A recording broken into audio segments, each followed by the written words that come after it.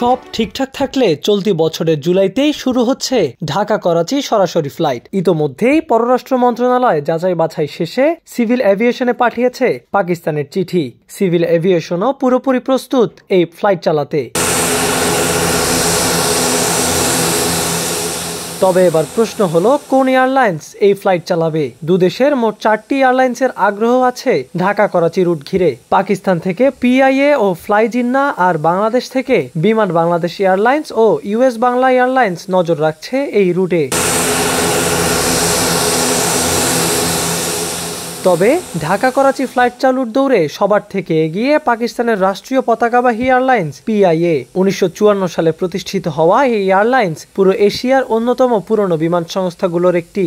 এটি Asia, Europe ও উত্তর America সহ বিশ্বের মোট 30টি গন্তব্যে ফ্লাইট পরিচালনা করছে। 28টি উড়োজাহাজের মালিক এই এয়ারলাইন্সটি এর আগেও ঢাকা করাচি ঢাকা রুটে ফ্লাইট পরিচালনা করত। তাই নতুন করে এই রুট চালুর ক্ষেত্রে অভিজ্ঞ এয়ারলাইন্সটিকেই পছন্দ করছে পাকিস্তান। তবে পাকিস্তানেরই আরেকটি এয়ারলাইন্স ফ্লাই জিন্নাও ছেড়ে কথা বলছে না। ঢাকা করাচি রুটের অন্যতম দাবিদার নবীনী এয়ারলাইন্সটি। পাকিস্তানের ল্যাক্সন গ্রুপ ও আরব আমিরাতের এয়ার আরাবিয়ার যৌথ মালিকানার এয়ারলাইন্স এটি। 2021 সালে যাত্রা শুরু করলেও মাত্র 3 বছরেই নিজেদের সক্ষমতার প্রমাণ দিয়েছে ফ্লাই জিন্না। 6টি উড়োজাহাজের মালিক এই এয়ারলাইন্সটি 6টি আন্তর্জাতিক রুটে ফ্লাইট পরিচালনা করছে। তালিকার 7 নম্বরে আছে Dhaka. Bangladesh 349 behind the landing traffic dash 8 on final line of behind and wait। এবার নজর দেওয়া যাক বাংলাদেশের দিকে। বিমান বাংলাদেশ এয়ারলাইন্সেরও আগ্রহ আছে ঢাকা করাচি রুটে, যদিও কদিন আগেও এই রুটের কথা চিন্তাতে আনেনি বিমান। তবে রাজনৈতিক পট পরিবর্তনের পরপরই যখন ঢাকা করাচি রুটের আলোচনা শুরু হয়, তখনই তারা আগ্রহ দেখায়। 21টি উড়োজাহাজের মালিক এই এয়ারলাইন্সটি ইতোমধ্যেই তার সক্ষমতা যাচাই করেছে।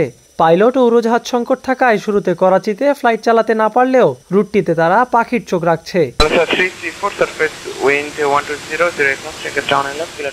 ঢাকা করাচি রুটে আগ্রহ আছে দেশের বৃহত্তম বেসরকারি এয়ারলাইন্স ইউএস বাংলার। 24টি উড়োজাহাজের মালিক এই বিমান সংস্থাটির হাতে আছে পর্যাপ্ত এয়ারক্রাফট ও পাইলট। যদিও এয়ারলাইন্সটি এখনো এই রুট নিয়ে পরিকল্পনার কথা জানায়নি, তবে ইতোমধ্যেই পাকিস্তানের রাষ্ট্রদূতের সাথে একটি বৈঠক সেরে নিয়েছে তারা। তবে সার্বিকভাবে যতটুকু ধারণা করা হচ্ছে, ঢাকা করাচি ফ্লাইট শুরু হবে পাকিস্তানের 2টি এয়ারলাইন্সের যে কোনো একটি দিয়ে।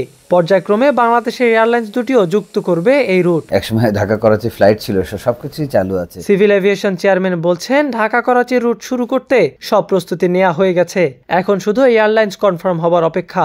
এখন এটা যে এয়ারলাইন্স অপারেট করবে, যেমন যদি বিমান অপারেট করে, বিমান থেকে অ্যাকচুয়ালি একটা চিঠি তাদেরকে সিভিল এভিয়েশন অফ চিঠি, পাকিস্তানের সিভিল এভিয়েশন অথরিটিকে একটা চিঠি দিতে হবে। দিলে ওনারা এটা অ্যাপ্রুভ করে দিলে চলতে পারবে। এখন পাকিস্তান যে 2টা এয়ারলাইন্স কিন্তু বাংলাদেশে চলার অনুমতি ছিল আগে থেকে, যেমন একটা পিআইএ আর একটা জিন্না এয়ারলাইন্স, আমার যদি ভুল না হয়ে থাকে, পাকিস্তান ইন্টারন্যাশনাল এয়ারলাইন্স আর জিন্না এয়ারলাইন্স। তো ওনারা যদি এই ক্লিয়ারেন্সটা হয়ে যায় এবং ওনারা যদি আমাদেরকে ওনারা যদি আসতে চায়, এখানে যদি ওনাদের জিএসএ থাকে, আমাদের কাছে একটা চিঠি দিলে পাকিস্তান যে আপনার সিভিল এভিয়েশন অথরিটি আমাদেরকে একটা চিঠি পাঠালে বা এয়ারলাইন্স থেকে একটা চিঠি পাঠালে আমরা কিন্তু ওনাদেরকে স্লট দিয়ে দিব, এবং ওনাদের যদি জিএসএ গ্রাউন্ড সার্ভিস আনি জিএসএও যদি থাকে, তাহলে সঙ্গে সঙ্গে কিন্তু অপারেট করতে পারবে। এই 2টা জিনিস হলে আমরা সঙ্গে সঙ্গে কিন্তু তারা পারমিশন পেয়ে যাবে। সো এটা যেহেতু আগে ছিল, জটিলতা খুব কম নয়, খুব স্বল্পতম সময়ে এটা আমরা শুরু করতে পারবো। ধারণা করা হচ্ছে আগামী ফেব্রুয়ারির প্রথম সপ্তাহেই পাকিস্তানের পররাষ্ট্রমন্ত্রীর বাংলাদেশ সফরে ঘোষণা আসতে পারে ঢাকা করাচি ফ্লাইট শুরুর।